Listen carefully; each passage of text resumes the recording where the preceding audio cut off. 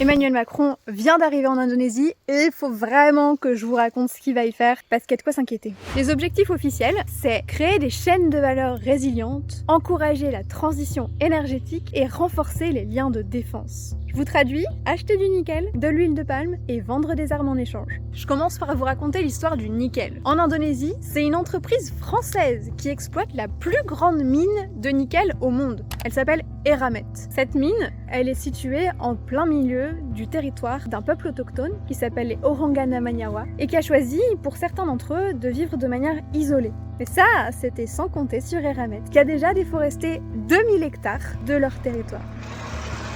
Sans grande surprise, ils n'ont pas prévu de s'arrêter là. On vient d'apprendre qu'ils veulent tripler leur activité. On a eu accès à un document confidentiel. Sur cette concession, il y a une biodiversité qui est inestimable. Il y a des forêts qui sont primaires. Il y a une centaine d'espèces, dont 4 qui sont en danger d'extinction, comme le renard volant à lunettes. On a aussi découvert qu'il y avait des espèces qui étaient encore inconnues et qui sont déjà menacées par l'activité d'Eramet.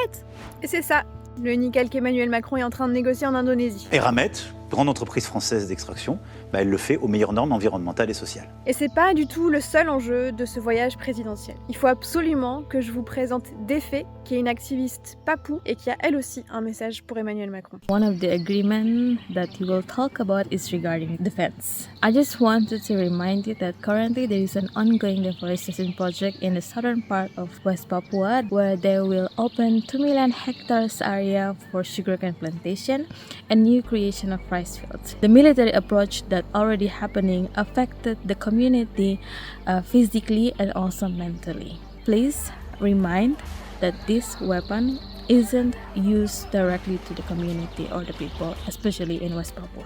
Bon, puis il y a aussi autre chose qu'il faut que je vous raconte, c'est que quand on pense à l'Indonésie, en général on pense à l'huile de palme. Et ben là-dessus, la France a fait quelque chose de génial il y a quelques années, notamment grâce à une campagne de Canopé. Elle a arrêté de subventionner l'huile de palme qu'on met dans les biocarburants. L'huile de palme sort enfin de la liste des biocarburants en France. Et ça a entraîné une baisse énorme de nos importations d'huile de palme, mais il y a une nouvelle menace qui arrive. Maintenant, c'est sous prétexte de décarboner le transport maritime que notre consommation d'huile de palme pourrait exploser. La France a pris des positions ambitieuses dans le passé, on attend qu'elle fasse la même chose. Vous l'avez compris, il y a pas mal d'enjeux à ce voyage présidentiel. Et il faut surtout pas qu'il passe sous les radars. Alors si vous voulez donner de la visibilité à nos combats, à ceux de Defé, partagez cette vidéo. Et puis vous pouvez aussi toujours nous soutenir en devenant adhérent à Canopé ou voire même nous faire un don.